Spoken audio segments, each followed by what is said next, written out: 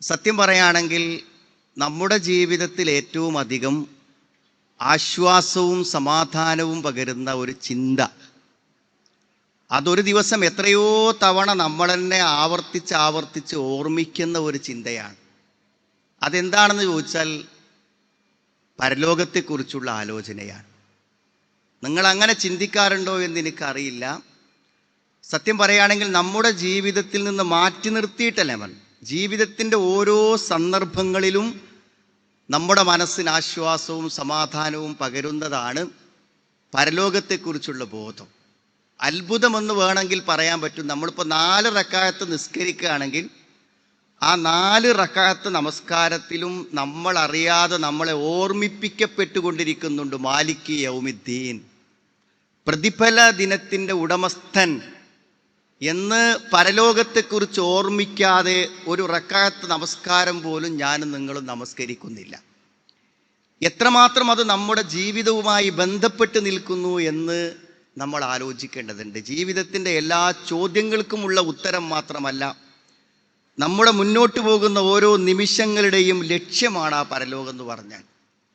ഞാൻ ഓർക്കും, ഈ പരലോകത്തെക്കുറിച്ച് പറയുമ്പോൾ എൻ്റെ മനസ്സിൽ ആദ്യം ഓർമ്മ വരും, ഞാൻ ലക്ഷദ്വീപിൽ സന്ദർശിക്കാൻ വേണ്ടി ഒരു യാത്ര പോയിരുന്നു. അപ്പം ആദ്യമായി ഒന്നാമത്തെ ലക്ഷദ്വീപ് യാത്ര. ഇപ്പം കപ്പലിറങ്ങി ദ്വീപിലെത്തുന്ന സന്ദർഭത്തിൽ അവിടെ ഒരു കുട്ടിയുടെ മരണം, കടലിൽ പോയ, അവിടെ എപ്പോഴും അപകടം സംഭവിക്കണം, കടലിൽ പോയിട്ട് മരണപ്പെട്ട ഒരു ചെറിയ കുട്ടിയുടെ ജനാസ നമസ്കാരത്തിന് വേണ്ടിയുള്ള സമയത്താണ് ഞങ്ങൾ എത്തിയത്. അതുകൊണ്ട് ആദ്യം ആ വീട്ടിൽ പോവുകയാണ് ചെയ്തത്. നമ്മുടെ കയ്യിലുള്ള ബാഗും ലഗേജൊക്കെ ആയിട്ട് നേരെ പോയത് ആ വീട്ടിലേക്കാണ്. അപ്പോൾ ആ സമയത്ത് ആ മയ്യത്ത് ആ വീട്ടിൽ നിന്ന് ഇറക്കുന്ന ഒരു സമയമാണ്. അപ്പോൾ ആ ഇറക്കുന്ന സമയത്ത് മുറ്റത്തേക്ക് ആ മയ്യത്ത് എടുത്തപ്പോൾ ആ കുട്ടിയുടെ കഫം പുടവ മാറ്റി ആ മുഖത്തൊരു ഉമ്മ വെച്ചിട്ട് ആ കുട്ടിയുടെ വാപ്പ പറയുന്നുണ്ട്, മോനെ നീ നടക്ക്, ഞാനും ഉമ്മയും നിന്റെ കൂടെ വരും, നമ്മൾ വീണ്ടും കാണും. മനസ്സിലല്ല, അയാൾ എല്ലാവരും നോക്കി നിൽക്കുന്നതിടയിൽ ഉച്ചത്തിൽ അയാൾ അങ്ങനെ പറഞ്ഞു. അതാണ് പരലോകം. അത് കേട്ട് ആസ്വദിക്കുന്ന ഒരു പ്രഭാഷണമല്ല, മറിച്ച് ജീവിതത്തിൻ്റെ ഓരോ നിമിഷങ്ങളിലും ആ പരലോക ബോധമാണ് നമ്മളെ മുന്നോട്ടേക്ക് നയിക്കുന്നത്. ഭർത്താവ് മരണപ്പെട്ട് ആ ഓർമ്മകൾ മനസ്സിൽ നിന്ന് മായാതെ, അയാളുടെ ഡ്രസ്സ് കാണുമ്പോൾ, അയാൾ കിടന്ന റൂം കാണുമ്പോൾ, അയാൾ ഓടിച്ച സ്കൂട്ടി കാണുമ്പോൾ എല്ലാം ആ ഭർത്താവിനെ കുറിച്ച് മറക്കാൻ പറ്റാതെ, ഏകാന്തയായി തുണക്കാളില്ലാഞ്ഞിട്ട് സ്വന്തം വീട്ടിൽ കിടക്കാൻ പറ്റാതെ, പുറത്തെവിടെയെങ്കിലും പോയി ആരുടെയെങ്കിലും കൂടെ കിടന്നുറങ്ങേണ്ടി വരുന്ന ഒരു വിധവയോട് ബന്ധുക്കൾ പറയുന്നു, ഒരു നല്ല ആളുണ്ട്, ഒരു വിവാഹത്തെക്കുറിച്ചുള്ള അന്വേഷണം, നിന്നെ തന്നെ വിവാഹം കഴിക്കണമെന്ന് അയാൾ ആവശ്യപ്പെടുന്നു. ഇദ്ദ പൂർത്തിയായി, എന്താ വിവാഹവുമായി മുന്നോട്ട് പോയിക്കൂടെ എന്ന് ചോദിക്കുമ്പോൾ വേണ്ടാന്ന്, ഞാൻ അയാളോടൊപ്പം തന്നെ എത്തും, ഞാൻ അവിടെ അദ്ദേഹത്തോടൊപ്പം തന്നെ ജീവിച്ചു കൊള്ളാമെന്നാണ്. അപ്പോൾ നിങ്ങൾ ആലോചിച്ച് നോക്കൂ, നിങ്ങൾ ഇവിടെ ഒറ്റപ്പെട്ട് ജീവിച്ചിട്ടും കൂടെ ഒരു ഹലാലായി ഒരു തുണയെ കിട്ടുമെന്ന് കണ്ടിട്ടും വേണ്ടെന്ന് പറയുന്നത് എന്തുകൊണ്ടാണ്? പരലോകം ഉണ്ടെന്ന് ഉറപ്പുള്ളത് കൊണ്ടാണ്, പ്രസംഗം കേട്ടത് കൊണ്ടല്ല. പരലോകമുണ്ടെന്ന് ഉള്ളിൽ തട്ടി അറിയുന്നത് കൊണ്ടാണ് മരണപ്പെട്ടു പോയ ഭർത്താവിനോടൊപ്പം ചേരാൻ അല്ലാഹുമ്മ അബ്ദിൽഹു ദാറൻ ഖൈറൻ മിൻ ദാരിഹി വ അഹ്ലൻ ഖൈറൻ മിൻ അഹ്ലിഹി വ സൗജൻ ഖൈറൻ മിൻ സൗജിഹി. നമ്മളൊക്കെ മയ്യത്തുസ്കാരത്തിൽ പറയാറുണ്ട്, നല്ല ഒരു കുടുംബത്തെ കൊടുക്ക്, നല്ലൊരു ഭാര്യയെ കൊടുക്ക്, നല്ലൊരു ഭർത്താവിനെ കൊടുക്ക് എന്ന് നമ്മൾ പറയില്ല. അതൊരു യാഥാർത്ഥ്യബോധമാണ്.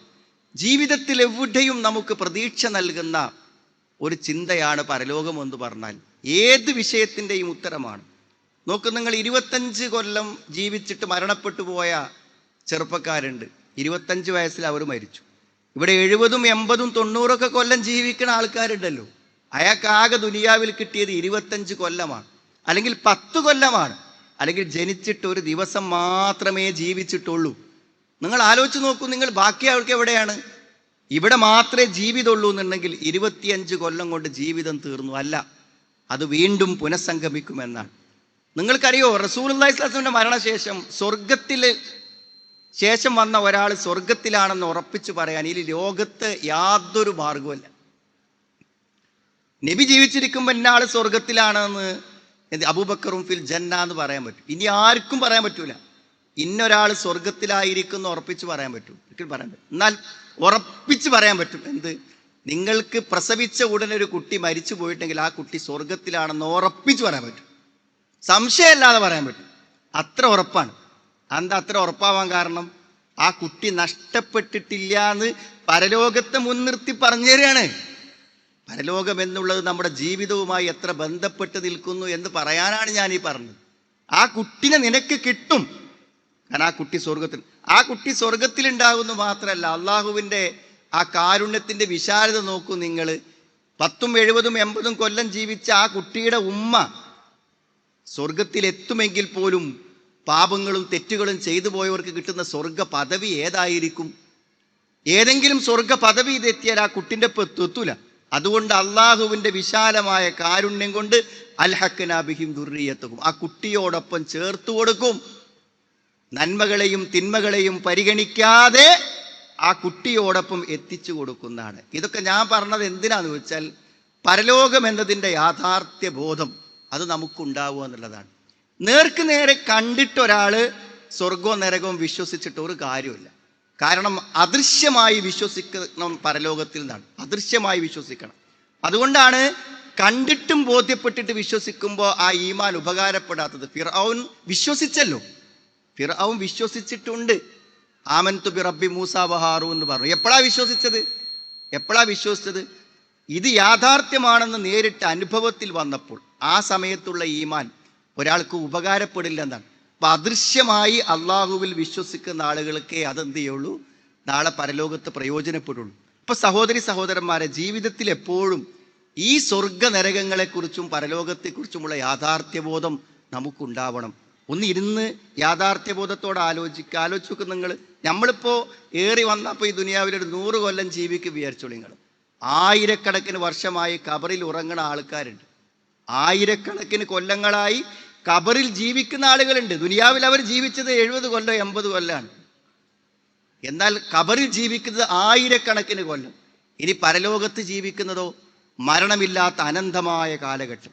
അങ്ങനെ അനന്തമായ ദീർഘമായ കബർ ജീവിതത്തിനും അവസാനിക്കാത്ത പരലോക ജീവിതത്തിൻ്റെയൊക്കെ രക്ഷപ്പെടണം, അല്ലെങ്കിൽ അവിടെ എന്തെങ്കിലുമൊക്കെ വേണം എന്നുള്ള യാഥാർത്ഥ്യബോധത്തോടെ തന്നെയാണോ ഞാനും നിങ്ങളും ജീവിക്കുന്നത് എന്ന് നമ്മുടെ ജീവിതത്തിൽ ആലോചിക്കണം. അത് ഉൾക്കൊള്ളുമ്പോഴാണ് യഥാർത്ഥത്തിൽ എന്താ പറയുക, ദീനിൻ്റെ പ്രസക്തി മനസ്സിലാവുന്നത്. അവിടെയാണ് നമ്മുടെ ഈ ഒരു ജാമിയയുടെയും നമ്മൾ ഈ ദീനിയായ സ്ഥാപനങ്ങളുടെയും പ്രവർത്തനങ്ങളുടെയൊക്കെ മഹത്വം. അവിടെ ഞാൻ പറയാം, A+ കിട്ടിയ നല്ല ഉയർന്ന റാങ്കിലുള്ള പ്രത്യേകിച്ച് പെൺകുട്ടികളാണ് ഏറ്റവും മുന്നിലുണ്ടാവുക. അങ്ങനത്തെ ഒരു കുട്ടി SSLC കഴിഞ്ഞതിന് ശേഷം എന്താണ്, എയ്ഡഡ് അല്ല, പിന്നെ ഇവിടെ ശരിക്കും പ്രൈവറ്റ് ആയിട്ട് ഡിസ്റ്റൻസ് ആയിട്ടാണ് ഇവിടെ +1 +2 എഴുതുന്നത്. ഡിസ്റ്റൻസ് ആയിട്ടാണ് +1 +2 എഴുതുന്നത്.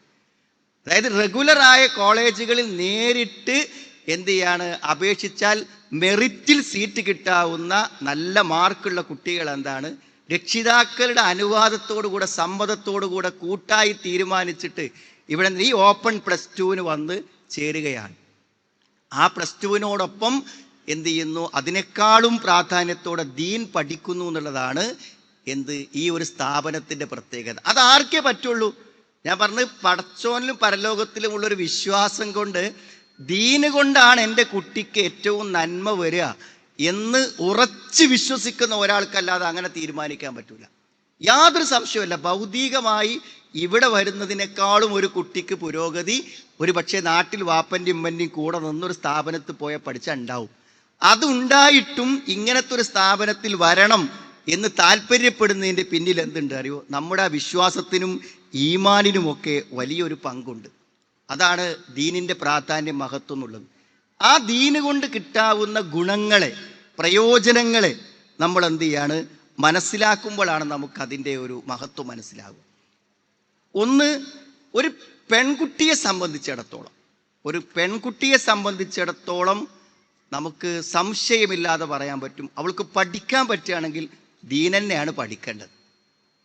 ഞാൻ പറഞ്ഞ ഭൗതികമായ എന്തെങ്കിലും നല്ല പുരോഗതിയുള്ള കോഴ്സുകൾ കാര്യങ്ങളും എടുക്കുന്നതിന് ഒരിക്കലും നമ്മൾ എതിരല്ല. കാരണം ഇവിടെ തന്നെ വല്ല കുട്ടികളും പഠിക്കുന്നുണ്ടെങ്കിൽ അവിടെ ജ്യേഷ്ഠത്തിമാരും അനുജത്തിമാരും ഒക്കെ മറ്റ് ആർട്സ് കോളേജുകളിലും മറ്റ് കോഴ്സുകൾക്കൊക്കെ പോയിട്ടുണ്ടായിരിക്കും. എല്ലാ കുട്ടികളെയും ഇവിടെ കൊടുന്ന് ആരും ചേർത്തിട്ടുണ്ടാവില്ല.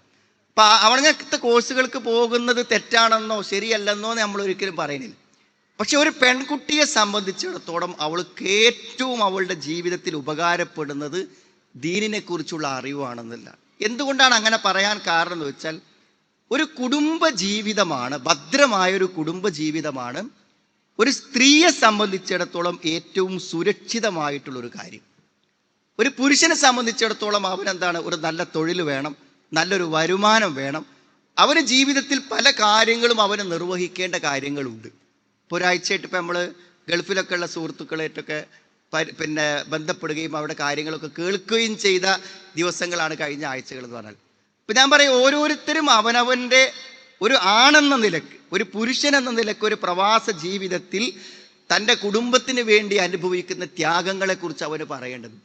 എന്നാൽ നിങ്ങൾ ആലോചിച്ച് നോക്കും, നിങ്ങൾ നല്ല വിശ്വസ്തമായ ദീനുള്ള ഒരാൾ ഒരു പെൺകുട്ടിനെ കല്യാണം കഴിച്ചു കഴിഞ്ഞാൽ പിന്നെ അവൾക്കൊന്നും ഈ ലോകത്ത് ഭയപ്പെടാനില്ല.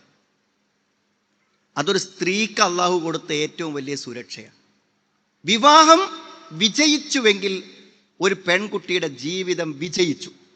എന്നാൽ വിവാഹം പരാജയപ്പെട്ടു വിചാരിച്ചോളൂ നിങ്ങൾ, ഭർത്താവ് അവളെ സംരക്ഷിക്കാത്ത ഒരാളാണ്, അങ്ങനെ വിവാഹത്തിൽ നിന്ന് കിട്ടേണ്ട യാതൊന്നും കിട്ടില്ലെങ്കിൽ അവളുടെ ജീവിതത്തിൽ വേറെ എന്തുണ്ടായിക്കോട്ടെ, ഞാൻ പറഞ്ഞ ജോലി ഉണ്ടാവാം, വരുമാനമുണ്ടാകാം, സൗന്ദര്യമുണ്ടാകാം, അംഗീകാരമുണ്ടാകാം, സ്ഥാനമുണ്ടാകാം, എന്തുണ്ടായാലും അവൾക്ക് ജീവിതത്തെ അതിൻ്റെ പൂർണ്ണതയോടുകൂടി അനുഭവിക്കാനും ആസ്വദിക്കാനും ഒരിക്കലും പറ്റൂല.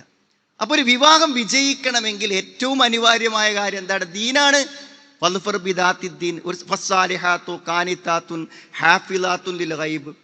ഒരു പുരുഷന്റെ ഏറ്റവും വലിയ വിജയം എന്ന് പറഞ്ഞാൽ ദീനുള്ള ഒരു ഭാര്യയാണ്. ദീനിന്റെ ഒരു മനസ്സുള്ള ഒരു സ്ത്രീയിൽ നിന്നാണ് ഒരു പുരുഷന്റെ കുടുംബ ജീവിതത്തിന്റെ സമ്പൂർണമായ വിജയം എന്ന് പറയുന്നത്.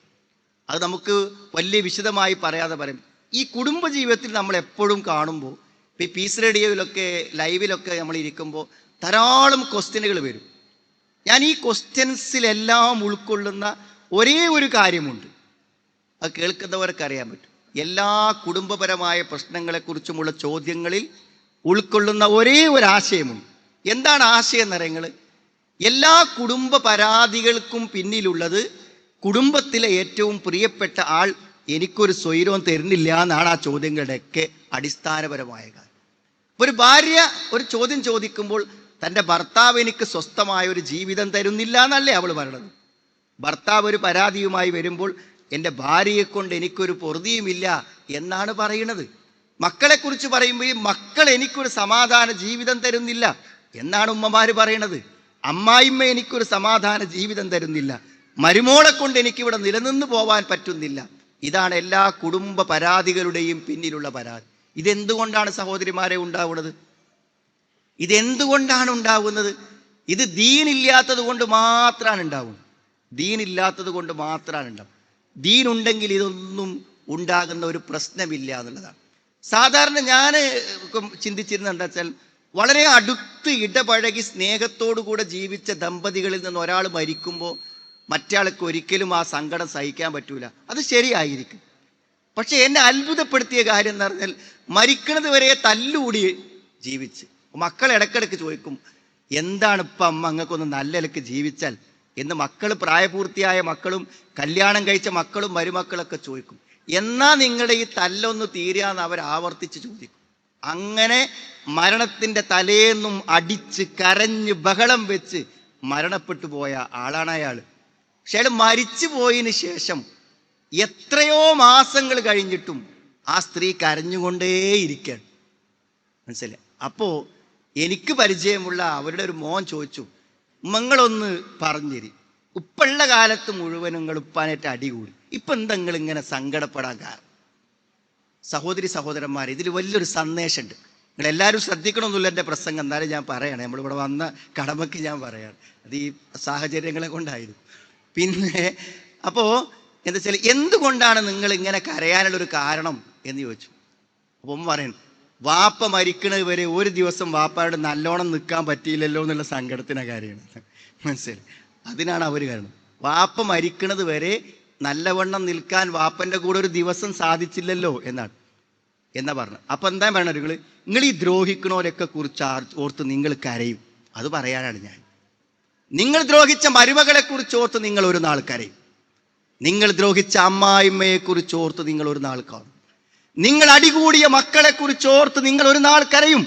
നിങ്ങൾ അടികൂടിയ ഉമ്മയെ കുറിച്ച് ഓർത്ത് നിങ്ങൾ ഒരു നാൾ കരയും. കരയുമെന്ന് മാത്രമല്ല, നിങ്ങൾ കരയുമെങ്കിൽ അതിനെ കരയും.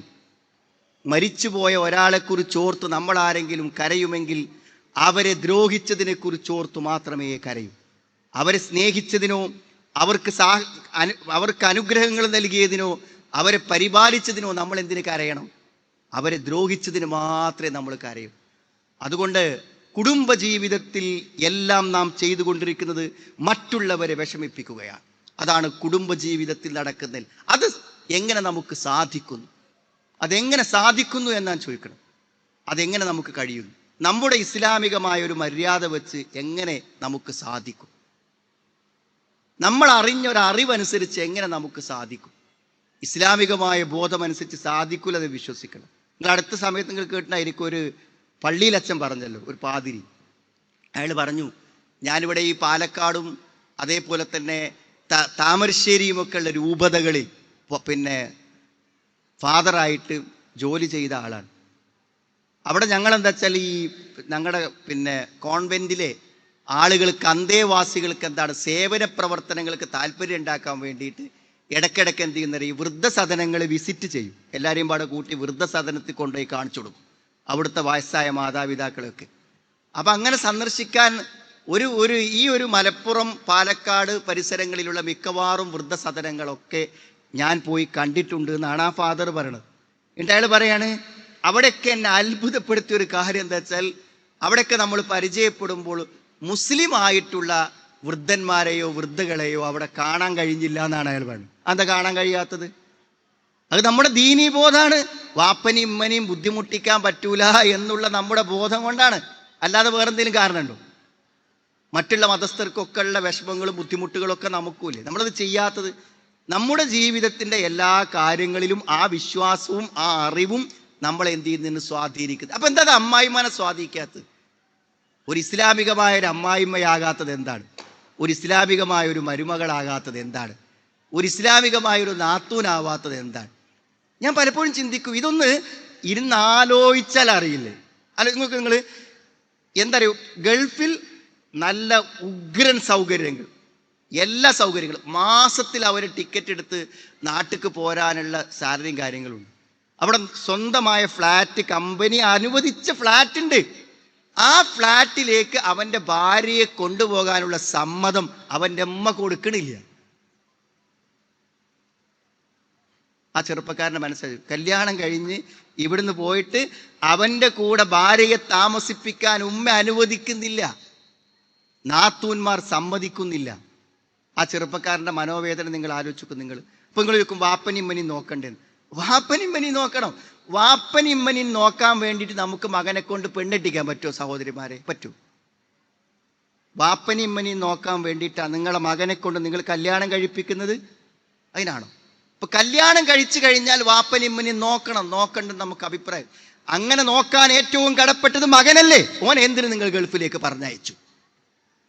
എൻ്റെ മാന്യമായ ചോദ്യം, നിങ്ങൾ എന്തിനാണ്, നിങ്ങളെ നോക്കാൻ വീട്ടിൽ ഒരാൾ വേണമെങ്കിൽ നിങ്ങൾ മകനെ എന്തിന് ഗൾഫിലേക്ക് പറഞ്ഞയച്ചു? ആ ചോദ്യത്തിന്റെ മറുപടിയാണ് നിങ്ങൾ ആദ്യം പറയേണ്ടത്. നിങ്ങളെ നോക്കേണ്ട മകനെ നിങ്ങൾക്ക് ഗൾഫിലേക്ക് പറഞ്ഞയക്കാമെങ്കിൽ ജീവിതത്തിൽ അവനോടൊപ്പം മാത്രം ജീവിക്കാൻ അവകാശപ്പെട്ട ഒരു പെൺകുട്ടി നിങ്ങളുടെ വീട്ടിൽ വന്നത് അവൻ കല്യാണം കഴിച്ചത് കൊണ്ട് മാത്രമാണ്. നിങ്ങൾ അവനെ വേണ്ടെന്ന് പറഞ്ഞിരുന്നുവെങ്കിൽ അവൾ ഇന്ന് സുന്ദരമായി രാവും പകലും മറ്റൊരുത്തൻ്റെ കൂടെ രാത്രിയും പകലും അവൾക്ക് ജീവിക്കാൻ സാധിക്കുമായിരുന്നു. നാം ഗൗരവമായി ചിന്തിക്കണം. സഹോദരിമാരെ, സഹോദരങ്ങളെ, നമ്മളൊക്കെ ദീനിൻ്റെ ആൾക്കാരാണെന്ന് പറയുന്നുണ്ടെങ്കിലും കുടുംബജീവിതത്തിൽ നാം മറ്റുള്ളവരെ ദ്രോഹിച്ചു കൊണ്ടിരിക്കുന്നു. ആ ദ്രോഹം ഇല്ലാതാകണമെങ്കിൽ എന്ത് വേണമെന്നറിയോ? ഫൽഫർ ബിദാത്തി ദീൻ. ദീനുള്ള ഒരാൾക്ക് മാത്രമേ ഇതൊക്കെ കണ്ടറിയാൻ പറ്റുള്ളൂ, ഒരാർക്കും പറ്റൂല. ഞാൻ പറഞ്ഞു, ഒരിക്കലെങ്കിലും നിങ്ങളുടെ മരുമകൾ നിങ്ങളുടെ വാക്കുകൾ കേട്ട് കരഞ്ഞിട്ടുണ്ടെങ്കിൽ നിങ്ങൾ അവരെ ദ്രോഹിച്ചവളാണ്. നിങ്ങൾ എന്ത് ന്യായം പറഞ്ഞാലും നിങ്ങൾ അവളെ ദ്രോഹിച്ചവളാണ്. അൽ മുസ്ലിമു മൻ സലിമൽ മുസ്ലിമൂന മിൻ ലിസാനിഹി വയദിഹി. തൻ്റെ നാവ് കൊണ്ടോ തൻ്റെ കൈ കൊണ്ടോ മറ്റൊരാളെ ഉപദ്രവിക്കുന്നവൻ മുസ്ലിം ആവൂല. നമ്മളെ പേടിച്ചാരും ജീവിക്കാൻ പാടില്ല, നമ്മളെ പേടിച്ചാരും ജീവിക്കാൻ പാടില്ല. അങ്ങനത്തെ ഒരു അവസ്ഥ ഉണ്ടാവാൻ പാടില്ല. അപ്പം ഞാൻ പറയുന്നത്, ഒരു സ്ത്രീക്ക് വേണ്ടത് ദീൻ തന്നെയാണ്. ഏറ്റവും പ്രധാനമായി ദീനാണ്.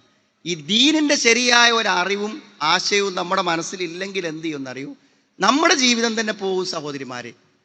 ഇവിടെ ഷിയാബ് നേരത്തെ കുറേ കാര്യങ്ങൾ പറഞ്ഞല്ലോ, ആ കൂട്ടത്തിൽ മനസ്സിലാക്കേണ്ട കാര്യമാണ്.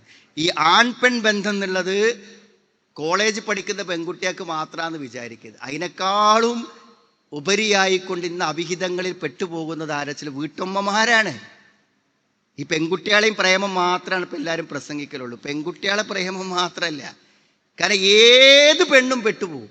അത് അങ്ങനത്തെ ഒരു കാര്യമാണ്. അത് നിങ്ങൾ ആദ്യം ഒന്ന് മനസ്സിലാക്കണം. നിങ്ങളാരും അതിൽ നിന്ന് അതീതരല്ല, മനസ്സിലായില്ലേ? ഇപ്പം ഞാൻ എൻ്റെ വൈഫിനോട് ചിലപ്പോൾ ഞാൻ പറയും, നമ്മളിതുപോലെ പരിപാടികൾക്കൊക്കെ പോയാൽ ഈ റേഡിയോ ഒക്കെ കേൾക്കുന്ന പല സഹോദരിമാരുണ്ടാവും. അപ്പോൾ പലപ്പോഴും നമ്മളെ കാണുമ്പോൾ എന്ത് ചെയ്യും, ഒരു സലാം പറയാനൊക്കെ ചിലപ്പോൾ അടുത്ത് വരും. അപ്പോൾ എന്താ പറയുക, അടുത്ത് വന്ന് വർത്താനം പറയുമ്പോൾ നമ്മൾ ബാക്കിക്ക് നിൽക്കുക വയ്യ, മനസ്സിലായി? ഓരോ അടുത്തേക്ക് വരിക ചെയ്യും.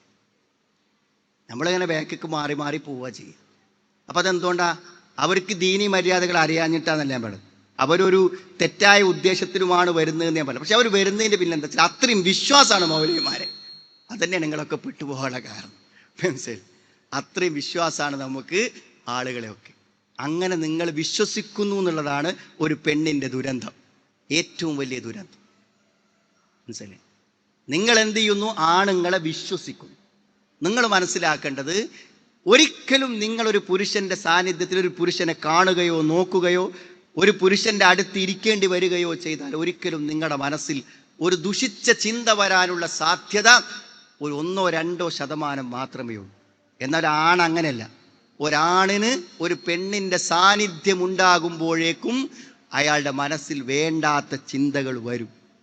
അതുകൊണ്ട് ഞങ്ങളൊക്കെ ഈ പെൺകുട്ടികളെ കൗൺസിലിംഗ് ചെയ്യുമ്പോൾ അപ്പോൾ പെൺകുട്ടികൾ പറയും, എന്താ അറിയോ, അങ്ങനത്തെ ഒരു ബന്ധമൊന്നല്ല ഞങ്ങൾ തമ്മിൽ, എൻ്റെ ഒരു ഫ്രണ്ട് മാത്രമാണ് പറയും. എന്നാൽ ഞാൻ ഓർക്കുന്ന ഇന്നേ വരെ ഒരു ആൺകുട്ടി പ്രേമത്തെക്കുറിച്ച് പറഞ്ഞിട്ടില്ല, അവൾ എൻ്റെ ഒരു ഫ്രണ്ട് മാത്രമാണെന്ന് പറഞ്ഞിട്ടില്ല. കാരണം അവന് ഫ്രണ്ടല്ല, അവർ ഭാര്യൻ.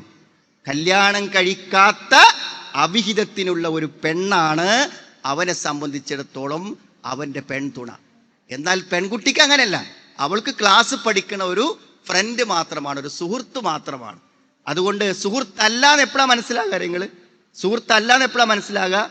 അവൻ്റെ കൂടെ ഇങ്ങനെ ലോകം പറഞ്ഞ് മെസ്സേജ് അയച്ച അവസാനം എന്ത് ചെയ്യും? അവനൊരാഗ്രഹം ഉണ്ടാകും, അവനെ ആഗ്രഹം ഉണ്ടാവുള്ളൂ, ഒറ്റക്കോളപ്പം ഒന്ന് പോകണം. അപ്പോൾ ഒരു ദിവസം ക്ലാസ് കട്ട് ചെയ്യാൻ വേണ്ടി പറയുമ്പോൾ, ഒരു ദിവസം ഇൻ്റർവെല്ലിൻ്റെ സമയത്ത് മെല്ലെ കൂൾ ബാർ കയറാൻ വേണ്ടി പറയുമ്പോൾ, അല്ലെങ്കിൽ ഒരു ദിവസം വീട്ടിലേക്ക് എന്താണ് ഞാൻ വരുന്നുണ്ട് എന്ന് പറയുമ്പോൾ മാത്രമാണ്, അവിടെ എത്തിച്ചെന്ന് മുന്നിലെത്തുമ്പോൾ മാത്രമാണ് ഇവൻ ഇങ്ങനത്തെ ഒരു ഉദ്ദേശമുണ്ട് എന്ന് മനസ്സിലാവുന്നത്. നമ്മളെല്ലാവരും അറിയേണ്ട ഒരു കാര്യമാണ്, ഒരു പുരുഷൻ ഒരു സ്ത്രീയിലേക്ക് എത്തുന്നത് ഒരേ ഒരു ലക്ഷ്യത്തിനാണ്. ആ ലക്ഷ്യം നിർവഹിക്കാതെ അയാൾ പിൻവാങ്ങില്ല. നിങ്ങൾ നിങ്ങളുടെ പെൺമക്കൾക്ക് പറഞ്ഞു കൊടുക്കണം, ഒരു പുരുഷൻ നിങ്ങളിലേക്ക് വരുന്നത് ഒരേ ഒരു കാര്യത്തിന് വേണ്ടി മാത്രമാണ്. അത് നിർവഹിക്കാതെ അയാൾ ഒരിക്കലും പിൻവാങ്ങില്ല. എന്തേ? 16 വയസ്സായ പെൺകുട്ടിയെ കൂട്ടിക്കൊണ്ടുപോയിട്ട് അവൻ കൊന്നു. പക്ഷേ പോസ്റ്റ്മോർട്ടത്തിൽ അവൾ ബലാത്സംഗം ചെയ്യപ്പെട്ടിട്ടുണ്ട്. കൊല്ലുന്നതിന് മുമ്പോ കൊന്നതിന് ശേഷമോ അവന്റെ ലക്ഷ്യം നിർവഹിച്ചിട്ടേ അവൻ കൊന്നിട്ടുള്ളൂ. അതാണ് പ്രേമം, അതാണ് സ്നേഹം, മനസ്സിലായി? എത്ര വലിയ സ്നേഹം പറഞ്ഞാലും നിങ്ങൾ ഒരു പുരുഷനോട് നിങ്ങൾ ചാറ്റ് ചെയ്യുമ്പോൾ, അയാൾ മോശമായ അവസ്ഥയിലേക്ക് ചാറ്റിങ് തുടങ്ങുമ്പോൾ നിങ്ങൾ നോ പറഞ്ഞാൽ അയാൾ അടുത്ത മെസ്സേജിൽ നിങ്ങളെ ഭീഷണിപ്പെടുത്തും. ഞാൻ പറയുന്നത് തെറ്റാണെങ്കിൽ നിങ്ങൾ അറിയുന്നവരോട് ചോദിക്കും. നിങ്ങളൊരു പുരുഷനുമായി മെസ്സേജ് അയച്ചു, അയാൾ മോശമായ മെസ്സേജിലേക്ക് പോകുമ്പോൾ നിങ്ങൾ നോ പറയും, ബ്ലോക്കാക്കും. അടുത്ത ഫോണിൽ അയാൾ വിളിച്ചിട്ട് എന്താ പറയാ അറിയോ? നിന്റെ ഫോട്ടോസ് എൻ്റെ കൈവശമുണ്ട്, നീ ചാറ്റ് ചെയ്ത സാധനം എൻ്റെ കൈവശമുണ്ട്, അത് ഞാൻ നിന്റെ ഭർത്താവിന് അയക്കും, നിന്റെ വാപ്പാക്ക് അയക്കും, ഉമ്മാക്ക് അയക്കും. സ്നേഹിക്കണ ആളെ സ്വഭാവം മാറിയത് എന്തേ? അയാൾ അയാളുടെ ലക്ഷ്യത്തിലേക്ക് അടുക്കാൻ തുടങ്ങണേ ഉള്ളൂ, അപ്പോഴാണ് നിങ്ങൾ ബ്ലോക്കാക്കി. ഞാൻ പലപ്പോഴും ഓർമ്മിക്കാറുണ്ട്, ഒരു സഹോദരി പറഞ്ഞ കാര്യം. ആ സഹോദരി ഡോക്ടറെ കാണാൻ വേണ്ടി ചെന്നതാണ്. ഡോക്ടറെ കാണാൻ വേണ്ടി ചെന്നിട്ട് ഡോക്ടർക്ക് നിർബന്ധിതമായി ശരീരത്തിലെ കുറച്ചു ഭാഗം കാണിച്ചു കൊടുക്കേണ്ടി വന്നു. ആ ഡോക്ടറും നല്ലൊരു മനുഷ്യൻ തന്നെയാണ്. അതുകൊണ്ടാണ് ഒരു സ്ത്രീ എന്ന നിലയ്ക്ക് ഒരു നല്ല ദീനിയായ ഡോക്ടറെടുത്ത് പോവാം, ഇങ്ങനത്തെ ഒരു ആവശ്യത്തിനാവണതെന്ന് വിചാരിച്ചിട്ടാണ് അയാളെ സെലക്ട് ചെയ്തത്. മനസ്സിലായി? ആ കണ്ട കാഴ്ച അയാളെ മനസ്സിനെ സ്വാധീനിച്ചു. അയാൾ എന്തറിയോ, പ്രിസ്ക്രിപ്ഷൻ എഴുതി കൊടുക്കുമ്പോൾ നമ്പർ കൂടെ വാങ്ങിച്ച്, ഒരു ഡോക്ടർ നമ്പർ വാങ്ങൽ നമ്മുടെ അടുത്തൊന്നും പക്ഷെ ആ നമ്പർ വാങ്ങിയിട്ട് നിക്കാബ് മാത്രം ഇട്ടുകൊണ്ട് അത്ര സൂക്ഷ്മതയോടെ ജീവിക്കുന്ന ആ സഹോദരിക്ക് അയാൾ മെസ്സേജുകൾ വരാൻ തുടങ്ങി. ആ മെസ്സേജുകളോട് അവർ തീർത്തും നോ പറഞ്ഞു. പക്ഷെ വീണ്ടും അയാൾ കുറച്ചു കാലം മെസ്സേജ് അയക്കാതിരിക്കും. അനേകം വർഷങ്ങൾക്ക് ശേഷം വീണ്ടും അയാൾ മെസ്സേജ് ആരംഭിച്ചു. കാരണം ഒരു പുരുഷന്റെ ഉള്ളിൽ മോഹമുണ്ടായാൽ അയാളത് നിർവഹിച്ചേ അടങ്ങും. ഇതറിയുന്ന എത്ര ഉമ്മമാരുണ്ട്, എത്ര സഹോദരിമാരുണ്ട്. അതുകൊണ്ട് സഹോദരിമാരെ, ഏതെങ്കിലും ഒരു പുരുഷനുമായി എന്തെങ്കിലും നിലക്കുള്ളൊരു ബന്ധത്തിന് നിങ്ങൾക്ക് അവസരം കിട്ടിയാൽ, അത് പത്രക്കാരനാവാം, വീട്ടിൽ മത്സ്യം കൊണ്ടുവരുന്നവനാവാം, നിങ്ങളുടെ കുടുംബ ബന്ധുക്കളാകാം, സുഹൃത്തുക്കളാകാം, നിങ്ങൾ സ്ഥിരം വിളിക്കുന്ന ഓട്ടോയിലെ ഡ്രൈവറാവാം, നിങ്ങളുടെ ഇളയച്ചനാകാം, മൂത്തച്ഛനാകാം, അളിയനാവാം, ആരുമാവട്ടെ, നിങ്ങളൊരു ബന്ധത്തിന് അവസരമുണ്ടാക്കി കഴിഞ്ഞാൽ, മനസ്സുകൊണ്ട് അയാൾ മോഹിച്ചു പോയാൽ, നിങ്ങളെ കൊന്നിട്ടെങ്കിലും അയാളുടെ ലക്ഷ്യം നിർവഹിച്ചു പോകുമെന്നാണ് ചുറ്റുപാടുകൾ നമ്മളോട് പറയുന്നത്. അതുകൊണ്ട് നല്ല സൂക്ഷിച്ച് ജീവിക്കണം. പടച്ചോൻ എന്തിനങ്ങനെ പറഞ്ഞു എന്ന് നമ്മൾ ചിലപ്പോൾ ആലോചിക്കൂലേ. നോക്കാൻ പറ്റൂല എന്നാണ് അല്ലേ, ഒരാണ് പെണ്ണിനെ നോക്കാൻ പറ്റൂല. അതെങ്ങനെ പ്രായോഗികമാണോ? ഞാൻ നിങ്ങളെ നോക്കിയിട്ടല്ലേ ഇപ്പം ഈ സംസാരിക്കണം, അങ്ങനെ ആണോ? കുല്ലിൽ മുഅ്മിനീന യഗുള്ളു മിൻ അബ്സാരിഹിം, അല്ലാഹ് അവിടെ ഒരു മിന്ന് പറഞ്ഞു എന്നാണ്. ദ മിന്ന്, കുല്ലിൽ മുഅ്മിനീന യഗുള്ളു മിൻ അബ്സാരിഹിം, ദൃഷ്ടികളിൽ നിന്നും താഴ്ത്തണം എന്ന് പറഞ്ഞാൽ ഇടയ്ക്ക് പെണ്ണുങ്ങളെ നോക്കേണ്ടി വരും. ഏറ്റവും മിനിമം എന്ത് ചെയ്യേണ്ടി വരും? വിവാഹം കഴിക്കാൻ പോകുന്ന സമയത്തെങ്കിലും കാണാൻ പോണ പെണ്ണിനെ നോക്കേണ്ടി വരുള്ളൂ. അതൊരു പെണ്ണാന്നുള്ള നിലക്ക് തന്നെയല്ലേ നോക്കേണ്ടി വരും. ഇപ്പൊ പടച്ചോന്റെ ഖുർആനിലുള്ള സൂക്ഷ്മതയാണ്, പദപ്രയോഗങ്ങളാണ്. അഥവാ ഹലാലായൊരു നോട്ടം വേണ്ടി വന്നാൽ നോക്കണം. അങ്ങനത്തെ ഒരു സാഹചര്യത്തിൽ പോലും അള്ളാഹ് എന്ത് പറഞ്ഞു? നോക്കാൻ പാടില്ല എന്ന് പറഞ്ഞു. കണ്ണുകളെ താഴ്ത്തണം. ഹുവ അസ്കാലക്കും, അതാണ് നിങ്ങൾക്ക്. എന്താ നോട്ടത്തിന്റെ പ്രശ്നം? ഒരു നോട്ടമാണ് ഈ അപകടത്തിലേക്കും ആത്മഹത്യയിലേക്കും കൊലപാതകത്തിലേക്കും നയിക്കുന്ന ആദ്യത്തേതൊരു നോട്ടമാണ്. അപ്പോൾ അള്ളാഹു വിരോധിച്ച കാര്യങ്ങൾക്ക് പിന്നിൽ അത്രയും വലിയ സൂക്ഷ്മത നമുക്ക് ആവശ്യമാണ്. ഞാൻ പറഞ്ഞു വരുന്നത്, ദീന് കൊണ്ടേ നമുക്ക് സ്വന്തം ജീവിതത്തിലും സുരക്ഷയുള്ളൂ എന്നാണ്. നമ്മുടെ ജീവിതം രക്ഷപ്പെട്ടു പോകണമെങ്കിലും മാനം കെടാതെ പോകണമെങ്കിലും എന്ത് വേണമെന്നറിയെങ്കിൽ ഇത് വേണം. ഇതിനുള്ള മറ്റൊരു അപകടം കൂടെ ഞാൻ പറയാം. എല്ലാ സ്ത്രീകളും പെട്ടുപോകും എന്ന് പറയുന്നതിൻ്റെ ഒരു കാരണം ഞാൻ പറഞ്ഞു. ഒന്ന്, നിങ്ങൾക്കത് അറിയില്ല എന്നുള്ളതാണ്. രണ്ടാമത്തൊരു കാരണം എന്താണെന്ന് ചോദിച്ചാൽ, ഈ സ്ത്രീ പുരുഷ ബന്ധങ്ങൾക്ക് പിന്നിൽ, ആൺ പെൺ ബന്ധങ്ങൾക്ക് പിന്നിൽ എന്താ അറിയുങ്ങൾ? വെറും ശാരീരികമായ ലൈംഗികതയോ സെക്സോ മാത്രമല്ല ഉള്ളത്. അതിനപ്പുറത്തേക്ക് എന്താ ഒരു സമാധാനമുണ്ട്, ഒരു ഭയങ്കരമായ സമാധാനം. ആ ഒരു സമാധാനം വളരെ വലുതാണ്. എന്താ സമാധാനം എന്ന് വെച്ചാൽ, ഒരു ആണിനോട് പറയുമ്പോൾ കിട്ടുന്ന സമാധാനം ഒരു പെണ്ണിനോട് സംസാരിച്ചാൽ കിട്ടൂല. ഒരു പെണ്ണിന്, ഒരാണിനോട് പറഞ്ഞാൽ എന്ത് ചെയ്യൂല, ഒരു പെണ്ണിനോട് സംസാരിക്കുന്ന സമാധാനം കിട്ടൂല. അത് ആൺ പെൺ സൃഷ്ടിപ്പിലുള്ളൊരു കാര്യമാണ്. പടച്ചോൻ വമിൻ ആയാതിഹി അൻ ഖലഖ ലക്കും മിൻ അൻഫുസികും അസ്വാജ ലിതസ്കുനു ഇലൈഹ, സമാധാനം അത് തൻ്റെ ഇണയിൽ നിന്ന് കിട്ടുന്നതാണ്. അപ്പം നിങ്ങൾക്ക് എന്താ അറിയോ, സാധാരണ ജീവിതത്തിൽ എന്താ വെച്ചാൽ, സ്വന്തം ഭർത്താവിനോടോ അല്ലെങ്കിൽ സ്വന്തം ഭാര്യയോടോ ഒന്നും പൊതുവേ അത്തരത്തിലൊരു മാനസികാവസ്ഥയിൽ ജീവിക്കാത്ത ആളുകളെ സംബന്ധിച്ചിടത്തോളം പുറത്തുനിന്നുള്ള ആൾക്കാരോട് സംസാരിക്കുമ്പോൾ എന്ത് ചെയ്യും? ആ സംസാരത്തിൽ ഒരു ആശ്വാസം കിട്ടും, ഒരു സമാധാനം കിട്ടും. അതാണ്. അപ്പോൾ പലപ്പോഴും പല ആളുകളും എന്താ വെച്ചാൽ, അവർക്ക് കുറേ വിഷമങ്ങളൊക്കെ ഉണ്ടാകുമ്പോൾ എന്നോട് പറയും, ഞാൻ അതിന് മറുപടി പറഞ്ഞു കൊടുക്കുന്നതാണ്. ആ വിഷമങ്ങൾ പരസ്പരം പറയാനും ആശ്വസിപ്പിക്കാനും ശ്രമിക്കുമ്പോൾ അത് വേർപെടുത്താൻ പറ്റാത്ത ബന്ധങ്ങളായി വരും. അതുകൊണ്ട് ഞാൻ നിങ്ങളോടും പറയാണ്, ഇപ്പം നിങ്ങളുടെ അയൽപക്കത്തോ നിങ്ങളൊരു ബന്ധുവിലൊരു ആൾ മരിച്ചു, അയാളെ ഭാര്യ വിധവയായി, ഓക്കെ, അവരെ നമ്മൾ സഹായിക്കണം. പക്ഷെ അവരെ സഹായിക്കേണ്ടത് നിങ്ങളാണ്, ഭർത്താവല്ല.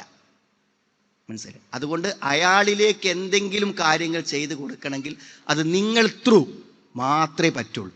കാരണം വിഷമം അനുഭവിക്കുന്ന ഒരാളെ പിന്തുണച്ചാൽ അത് ആണും പെണ്ണുമാണെങ്കിൽ അതൊരു ബന്ധമായി വളരും. അപ്പോൾ നിങ്ങൾ ഈ ക്യാമ്പസിലൊക്കെ ഉള്ള പ്രേമങ്ങളിൽ അവർ പറയുന്ന കഥ എന്താ അറിയുങ്ങൾ?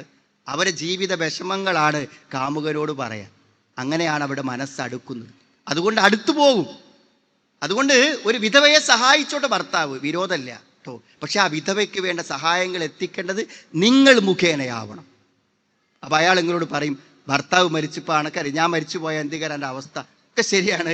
പക്ഷെ എന്ത് ചെയ്യണം, അയാളെ സംബന്ധിച്ചിടത്തോളം അയാളല്ല അത് ചെയ്യേണ്ടത്, അത് നിങ്ങളാണ്. പലപ്പോഴും ഇത്തരം ബന്ധങ്ങളാണ് പലപ്പോഴും അപകടകരമായ ബന്ധങ്ങളായി നിൽക്കുന്നത്. ഈ അടുത്തൊരു സമയത്ത് ഒരു സ്ത്രീ ചോദിച്ചൊരു ചോദ്യം എൻ്റെ മനസ്സിൽ ആ സമയത്ത് ഓർമ്മ വന്നതാണ്. അപ്പോൾ അവർ പറഞ്ഞു അവിടെ ഭർത്താവ് മരിച്ചു, മനസ്സിലായി, ഇദ്ദ കഴിഞ്ഞു. അപ്പോൾ എന്താ വെച്ചാൽ ഇദ്ദ കഴിഞ്ഞതിന് ശേഷം എന്താ വെച്ചാൽ അവരുടെ അയൽവാസിയായിട്ടുള്ള ഒരാൾ എന്ത് ചെയ്യും, വീട്ടിലേക്ക് എന്തെങ്കിലും സാധനം വേണോ, അവിടെ എന്തെങ്കിലും പ്രശ്നമുണ്ടോ എന്ന് അയാളിങ്ങനെ അന്വേഷിക്കും. അപ്പോൾ ഇവർക്ക് എന്തുള്ളൂ തോന്നുന്നു, അങ്ങനെ ആരും ഇല്ലാത്തൊരു സമയത്ത് ഒരു കാര്യങ്ങൾ ചോദിക്കാൻ ഒരാൾ നിൽക്കണം. ഇടയ്ക്ക് അയാൾ സാധനം വാങ്ങിയ പൈസ ഒന്നും വാങ്ങൂല, മനസ്സിലായി, അങ്ങനെയായി. പക്ഷെ കുറച്ച് മുന്നോട്ട് പോയപ്പോഴാണ് എന്തായത്, അയാളുടെ മെസ്സേജും പെരുമാറ്റങ്ങളും സ്വഭാവങ്ങളും മാറിയെന്ന് മാത്രമല്ല, അവർ അപകടത്തിൽപ്പെട്ടു, അബദ്ധത്തിൽപ്പെട്ടു, ഏറ്റവും മാരകമായ തെറ്റുകൾ സംഭവിച്ചു. ആ തെറ്റിൻ്റെ കുറ്റബോധത്തിൽ ഇനി എനിക്ക് എങ്ങനെ എൻ്റെ പരലോകത്ത് രക്ഷപ്പെടാൻ പറ്റും എന്നതിന് ആത്മാർത്ഥമായ ഒരു തൗബക്കും രക്ഷപ്പെടാനുമുള്ള വഴികളെക്കുറിച്ചും പുറത്തു കിട്ടുമോ എന്നൊക്കെ ചോദിക്കാനുമൊക്കെയാണ് അവർ വോയിസ് അയക്കുന്നത്. പക്ഷെ ഞാൻ നിങ്ങളോട് പറയണത് സത്യത്തിൽ എന്താണ്, ഇങ്ങനത്തെ ഒരു സാഹചര്യം വരുമ്പോൾ ആളുകൾ എന്ത് ചെയ്യും, അപകടങ്ങളിൽ പെട്ടുപോകും. എപ്പോഴും നല്ല സൂക്ഷ്മയും നല്ല ജാഗ്രതയും ഇല്ലാന്നുണ്ടെങ്കിൽ നമ്മൾ ഈ അപകടങ്ങളിൽ പെട്ടുപോകാനുള്ള സാധ്യതകളുണ്ട്. അപ്പോൾ ദീന് വേണം നമ്മുടെ കുടുംബജീവിതം നന്നായി പോകാൻ. ഞാൻ പറഞ്ഞു, ദീന് വേണം നമ്മുടെ ഓരോരുത്തരുടെയും സ്വന്തം സുരക്ഷ. നമ്മൾ അപകടത്തിൽ പെട്ടുപോകാതെ മുന്നോട്ട് പോകണം എന്നുണ്ടെങ്കിൽ നമുക്ക് അങ്ങനെ. നാലാമത്തെ ഒരു കാര്യം, ദീന്. നമ്മുടെ കുട്ടികൾ ഇവിടെ പഠിക്കുന്നത് മാത്രമല്ല, ഞാൻ പറഞ്ഞത് ദീനെ ആയിട്ട് നിങ്ങൾ അറിവ് നേടുന്നതിൻ്റെ ഏറ്റവും പ്രധാനപ്പെട്ട ആവശ്യം എന്ന് പറഞ്ഞാൽ നിങ്ങളുടെ മക്കൾ നിങ്ങളുടെ ഒരു പകർപ്പാണ്. നിങ്ങളുടെ മക്കൾ നിങ്ങളുടെ ഒരു പകർപ്പാണ്. ലോകത്തെ മഹാന്മാരായ ഇമാമിങ്ങളൊക്കെ ഇമാമിങ്ങളായത് അവരുമ്മാരെ കൊണ്ടാണ്, മനസ്സിലായി. നിങ്ങൾക്ക് വലിയ പങ്കുണ്ട് നിങ്ങളുടെ കാര്യത്തിൽ. അത് നിങ്ങൾക്ക് ദീനുണ്ടെങ്കിൽ മാത്രമേ അത് നടക്കുള്ളൂ. ദീനില്ലെങ്കിൽ നിങ്ങളുടെ കുട്ടികളിൽ ദീനുണ്ടാവാനുള്ള യാതൊരു സാധ്യതയുമില്ല. അതുകൊണ്ട് ഞാൻ പറഞ്ഞപ്പോൾ ഒരു പക്ഷേ ഈ ജാമ്യയിൽ പഠിക്കുന്ന ഒരു പെൺകുട്ടി ഇവിടുന്ന് കോഴ്സൊക്കെ പൂർത്തിയാക്കി പുറത്തു പോയി കഴിഞ്ഞാൽ അവൾ ഭയങ്കര പ്രസംഗകയായി, ഭയങ്കര എഴുത്തുകാരിയായി, ഭയങ്കര പ്രബോധകയായി മാറുന്നു എന്ന് നമുക്ക് പറയാൻ പറ്റില്ല. പക്ഷെ ഞാൻ പറയാം, അവൾക്ക് 2 കുട്ടികളുണ്ടെങ്കിൽ ആ കുട്ടികളെ ദീനിയായി വളർത്താൻ അവൾക്ക് പറ്റിയാൽ പോലും ഈ സമൂഹത്തിന് 2 പണ്ഡിതന്മാരെ സംഭാവന ചെയ്യാൻ, 2 നല്ല മനുഷ്യന്മാരെ സംഭാവന ചെയ്യാൻ ഒരുപക്ഷെ ഈ ക്യാമ്പസിൽ പഠിച്ചത് കൊണ്ട് അവൾക്ക് പറ്റും. ഒരു ഉമ്മൻ്റെ ദൗത്യം അതാണ്, ഒരു ഉമ്മൻ്റെ ദൗത്യം അതാണ്. നമ്മളെ പള്ളിയിൽ ഒരു അറബി കോളേജ് തുടങ്ങാൻ വേണ്ടി തീരുമാനിച്ചപ്പോൾ അത് ആൺകുട്ടികൾക്ക് വേണോ പെൺകുട്ടികൾക്ക് വേണോ എന്ന് ചർച്ച വന്നപ്പോൾ ഞാൻ പറഞ്ഞു അത് പെൺകുട്ടികൾക്കാണ് തുടങ്ങേണ്ടതെന്നാണ്. അതെന്താ പെൺകുട്ടികൾക്കാണ് തുടങ്ങേണ്ടത്? ഒരു പെൺകുട്ടിക്ക് പറ്റുന്നത് ഒരാൺകുട്ടിക്ക് പറ്റൂല. ഇപ്പോൾ ഈ പ്രഭാഷകൻ എന്ന് പറഞ്ഞാൽ ഏതെങ്കിലും മഞ്ചേരി അങ്ങാടിൻ്റെ ഒരു സ്റ്റേജ്, ഓപ്പൺ സ്റ്റേജ് കയറി ഇവിടുത്തെ പെൺകുട്ടികളൊക്കെ പ്രസംഗിക്കുമെന്നല്ലല്ലോ അതിൻ്റെ അർത്ഥം. അതുകൊണ്ട് സ്വന്തം കുടുംബത്തിൽ ദീന് കൊണ്ടുവരാൻ നമുക്ക് പറ്റുന്നില്ല. വൽ മർഅത്തു റാഇയത്തുൻ അലാ ബൈത്തി ബഅലിഹാ വ വലദിഹി എന്നാണ്. ഭർത്താവിൻ്റെയും മക്കളുടെയും വീട്ടിലുള്ള യഥാർത്ഥ ഭരണാധികാരിയാണ് ആരെന്ന് പറഞ്ഞാൽ ഒരു സ്ത്രീ എന്ന് പറഞ്ഞാൽ നിങ്ങൾക്ക് പറ്റും. നിങ്ങൾ ചിലപ്പോഴൊക്കെ നിങ്ങൾക്ക് അനുഭവപ്പെട്ടിട്ടുണ്ടായിരിക്കും, നിങ്ങൾ വളരെ മനോഹരമായി സൂക്ഷിച്ചു വരുന്ന നിങ്ങളുടെ വീട്ടിലെ സെറ്റി, നിങ്ങളുടെ പൂച്ചട്ടികൾ, അല്ലേ, നിങ്ങളുടെ ഗ്ലാസ്, അലമാര, ബാത്റൂം, ഇതൊക്കെ ചിലപ്പോൾ ഒരു വിരുന്നേര് വന്നാൽ പോകുമ്പോഴൊക്കെ എന്താവും, അതെല്ലാം അടിച്ച് തകർത്ത് എന്ത് ചെയ്യും, തരിപ്പണമാക്കിയിട്ടുണ്ടാവും. അപ്പം നിങ്ങൾ ആലോചിക്കാറില്ലേ ഈ കുട്ടികളൊക്കെ എങ്ങനെയാണ് ഇവരെ വീട്ടിൽ കഴിഞ്ഞുകൂടി പോണതെന്ന് ആലോചിക്കില്ലേ? നിങ്ങൾ എപ്പോഴൊക്കെ ആലോചിച്ചിട്ടുണ്ടാവും? ഒരു 2 മണിക്കൂർ വരെ ഈ വീട്ടിൽ വന്നപ്പോഴൊക്കെ നിൻ്റെ വീട് ഈ കോലത്തിലായിട്ടുണ്ടെങ്കിൽ ഈ കുട്ടികൾ എങ്ങനെയാണ് അവരാണ്. അപ്പോൾ നിങ്ങൾ സത്യത്തിൽ അവിടെ ആരെയാണ് പ്രതിയായി വിചാരിക്കുക? ആ കുട്ടിനെയാണോ? അല്ല വാപ്പനിമ്മനെയാണ്? എന്താ ഇവരൊക്കെ മക്കളെ അവസ്ഥ എന്ന് പറയും. അപ്പം നിങ്ങളെ കുട്ടികളെ പറ്റി അങ്ങനെ പറയുകയാണെങ്കിൽ നിങ്ങളത്തെ ഒരു മറുപടി ഉണ്ടല്ലോ, അല്ലേ? നിങ്ങളെ കുട്ടികളായിട്ട് നിങ്ങൾ വിരുന്ന് പോയിട്ട് ആ വീട് മുഴുവൻ അടിച്ച് തകർത്തിട്ട് ആ വീട്ടുകാർ പറയാണ് എൻ്റെ കുട്ടികൾ വന്ന് പോയതിന് ശേഷം ഇവിടെ നിന്ന് നേരായിക്കിട്ടെ നമ്മൾ കുറച്ച് അധ്വാനിച്ചിട്ടെന്ന് പറയുമ്പോൾ എന്താ വെച്ചാൽ കുട്ടികളെ അങ്ങനെ ആകണീന് ഞങ്ങൾ എന്താ ചെയ്യണമെന്നല്ലേ പറയാം, അല്ലേ? എല്ലാവർക്കും കുട്ടികളെ നേരാക്കാൻ പറ്റുമെന്നാണ്. വേറെല്ലാം കുട്ടികൾ ചെയ്യുമ്പോൾ നമ്മൾ പറയും അത് വാപ്പാനിമാനി തകരാറാണെന്ന്. നമ്മളെ കുട്ടികൾ ചെയ്താൽ നമ്മളെന്താ പറയാ? അത് നമ്മളെ തകരാറല്ല, ചില കുട്ടികളെ തകരാറാന്നാ പറയുക. എന്നാൽ സഹോദരിമാരെ, നമ്മളെ തകരാറ് തന്നെയാണ്. നിങ്ങൾ നിങ്ങളുടെ കുട്ടികളെ ഇവിടെ കൊടുന്നാൽ ഇതൊരു പ്രഭാഷണത്തിൻ്റെ വേദിയാകുന്നതുകൊണ്ട് ഇവിടെ ഓടിക്കളിക്കാൻ പാടില്ലെന്ന് നിങ്ങളുടെ കുട്ടികൾക്ക് അറിയേണ്ടത് പ്രസംഗിക്കണം നമ്മൾ പറഞ്ഞു കൊടുത്തിട്ടല്ല, അത് നിങ്ങൾ പറഞ്ഞു കൊടുത്തിട്ട് പറ്റും. മനസ്സിലായി? പള്ളിയിലേക്ക് നിങ്ങളുടെ ഭർത്താവിൻ്റെ കൂടെ 5 വയസ്സായ മോൻ ചെന്നാൽ എല്ലാവരും ഇരിക്കുന്ന പോലെ അവൻ സൊഫിലിരിക്കും. അവൻ നമസ്കരിക്കുന്നതിന് മുന്നിൽ പോവില്ല. അപ്പോൾ പോകുമ്പോൾ നമ്മൾ പറയും കുട്ടികളല്ലേ, ഓൾക്ക് അന്തല്ലാഞ്ഞിട്ടല്ലേ. കുട്ടികൾക്കാണ് അന്തല്ലത്, നമ്മൾക്ക് അന്തല്ലാത്ത കുട്ടികൾക്ക് അന്തമുണ്ട് എന്ന് നിങ്ങൾക്ക് എത്ര വട്ടം മനസ്സിലായിട്ടുണ്ട്? കുട്ടികൾ പറയുന്ന മറുപടികൾ കേട്ടാൽ നമ്മളൊരു 100 കൊല്ലം ജീവിച്ചാലും അങ്ങനത്തെ മറുപടി നമുക്ക് പറയാൻ പറ്റില്ല. അത്ര ബുദ്ധിയും അന്തവും അവർക്കുണ്ട്. പക്ഷെ എന്താ അറിയോ, സാന്ദർഭികമായി പെരുമാറാൻ അവരെ നിങ്ങൾ എന്ത് ചെയ്യണം? പഠിപ്പിക്കണം. മരിച്ച വീട്ടിൽ എല്ലാവരും ദുഃഖിച്ച് നിൽക്കുമ്പോൾ ആ കുട്ടി നിങ്ങളെക്കാളും ദുഃഖത്തോടെ അപ്പുറത്ത് നിൽക്കും. നിങ്ങൾ അങ്ങനത്തെ കുട്ടികളെ കണ്ടിട്ടില്ലേ? ഇല്ലേ? എന്താ ഓടിക്കളിക്കാത്തത്? മരിച്ചു കിടക്കുന്നവൻ്റെ 5ഉം 6ഉം വയസ്സായ കുട്ടി എന്താ ഓടിക്കളയാത്തത്? എന്താണ് അവൻ ആ മയ്യത്തിലേക്ക് നോക്കി ഇങ്ങനെ കണ്ണീരൊലിപ്പിച്ച് നിൽക്കുന്നത്? അവനറിയാം മരണത്തെക്കുറിച്ച്, മരണ വീട്ടിൽ എന്ത് സംഭവിക്കുമെന്ന്. ഇതൊക്കെ പഠിപ്പിച്ചു കൊടുക്കാതെ നമ്മുടെ കുട്ടികളെ മുന്നോട്ട് കൊണ്ടുപോകാൻ പറ്റില്ല. ഞാൻ പറയണത്, ഒരു 7 വയസ്സാകുമ്പോഴേക്കും ജീവിതത്തിൽ ആവശ്യമായതെല്ലാം നിങ്ങൾ ആ കുട്ടിക്ക് പഠിപ്പിച്ചു കൊടുത്തുകൊണ്ടിരിക്കണം. നിങ്ങൾക്കിപ്പോൾ നന്നായിട്ട് ഖുർആൻ ഓതാൻ അറിയും. എന്താ അറിയാത്ത? 7 വയസ്സിൻ്റെ മുമ്പ് നമ്മളെ പഠിപ്പിച്ചില്ല നമ്മളെ വാപ്പിയും. നമ്മൾ ഉച്ചരിച്ച് പഠിക്കാൻ ശ്രമിച്ചാൽ പോലും ഇപ്പം നമുക്ക് പറ്റണില്ല. ഓരോ മഹ്റജുകളും ക്ലിയർ ആവണില്ല. മനസ്സിലായി? 3 വയസ്സിലും 5 വയസ്സിലും ഒരു കുട്ടി ഹാഫിളാകും. മഹാപണ്ഡിതന്മാരൊക്കെ ഹാഫിളായത് എപ്പോഴാണ്? ഇതൊക്കെ ഉമ്മാരെ കൊണ്ട് മാത്രമാണ്. അതുകൊണ്ട് സഹോദരിമാരെ, നിങ്ങൾക്ക് ദീന് വേണം. നിങ്ങൾ റേഡിയോ കേൾക്കണം, നിങ്ങൾ ദർസുകൾ കേൾക്കണം, നിങ്ങൾ ഇത്തരം പ്രഭാഷണങ്ങളിൽ പങ്കെടുക്കണം, നിങ്ങൾ പുസ്തകങ്ങൾ വായിക്കണം, നിങ്ങൾ അറിവ് തേടണം. നിങ്ങളിൽ അറിവുണ്ടോ ആ അറിവ് നിങ്ങളുടെ കുട്ടികളിലേക്ക് ഒഴുകാതിരിക്കില്ല. അതൊഴുകുമെന്നുറപ്പാണ്.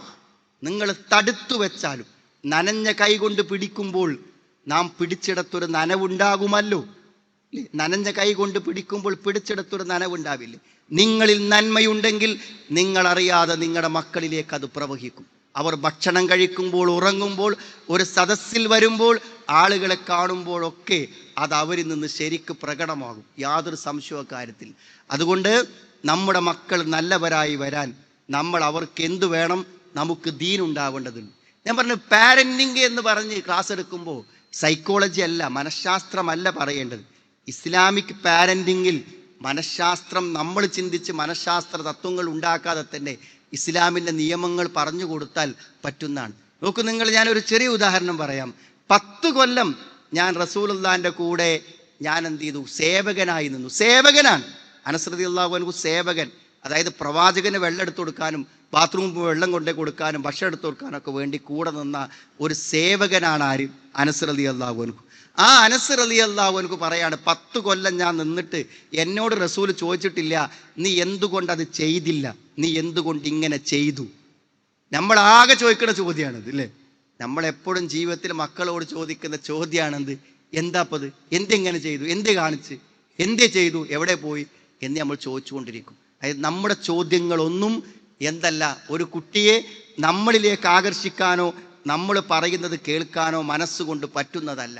നല്ല സ്നേഹത്തോടുകൂടെ വിമർശനങ്ങളും കുറ്റപ്പെടുത്തലുകളും ഇല്ലാതെ സംസാരിക്കാനെങ്കിലും നമ്മൾ പഠിച്ചാൽ തന്നെ നമ്മുടെ വീട്ടിൽ വലിയ മാറ്റങ്ങൾ ഉണ്ടാകുമെന്ന കാര്യത്തിൽ യാതൊരു സംശയവുമില്ല. അതുകൊണ്ട് ഞാൻ അതിൻ്റെ അടിസ്ഥാന കാര്യങ്ങൾ പറഞ്ഞതാണ്. ദീന് നമ്മൾ പഠിക്കേണ്ടതിൻ്റെ, ദീനിയായ പണ്ഡിതകളായി നമ്മുടെ പെൺമക്കൾ വളർന്നു വരേണ്ടതിൻ്റെ ആവശ്യകത എന്താണെന്ന് ചോദിച്ചാൽ, അവർക്ക് ദീൻ കിട്ടുന്നതിൻ്റെ പ്രയോജനം മറ്റാർക്ക് ദീൻ കിട്ടിയാലും ഉണ്ടാവില്ല. ഒരു കുടുംബം സമാധാനകരമാകാൻ നിങ്ങൾക്ക് ദീനുണ്ടെങ്കിൽ പറ്റും. നിങ്ങളുടെ ജീവിതത്തിൽ എപ്പോഴും സമാധാനത്തോടെ ജീവിക്കാൻ പരലോകബോധവും ദീനുമുണ്ടെങ്കിൽ നമുക്ക് പറ്റും. നമ്മുടെ മക്കൾ ദീനിയായി വളരാൻ നമുക്ക് ദീനുണ്ടെങ്കിൽ പറ്റും എന്ന കാര്യത്തിൽ സംശയമില്ല. അതുകൊണ്ട് ദീനിൻ്റെ പഠനങ്ങൾക്ക് മുൻഗണന കൊടുത്ത് അത് പഠിക്കാനുള്ള അവസരങ്ങളെ ഉപയോഗപ്പെടുത്തി നമ്മുടെ മക്കളെ ദീനുള്ളവരായി വളർത്താനും നമുക്ക് ദീനുണ്ടാവാനും നമ്മളെല്ലാവരും പരമാവധി പരിശ്രമിക്കണം എന്ന് മാത്രമാണ് ഈ സന്ദർഭത്തിൽ ഓർമ്മപ്പെടുത്തുന്നത്. ഞാൻ ദീർഘിച്ച് പറയുന്നില്ല. തീർച്ചയായും തുടക്കം മുതൽ അവസാനം വരെ ഈ വാക്കുകൾ വളരെ മനസ്സാന്നിധ്യത്തോടുകൂടെ നിങ്ങൾ കേട്ടിരുന്നു എന്നതിൻ്റെ സന്തോഷം നിങ്ങൾ അറിയിച്ചുകൊണ്ടും അള്ളാഹു ഇതൊരു സൽക്കർമ്മമായി നമ്മളിന്ന് സ്വീകരിക്കട്ടെ എന്ന് പ്രാർത്ഥിച്ചുകൊണ്ടും ഞാൻ വാക്കുകൾ ചുരുക്കുന്നു. അസ്സലാമു അലൈക്കും വറഹ്മത്തുള്ളാഹി.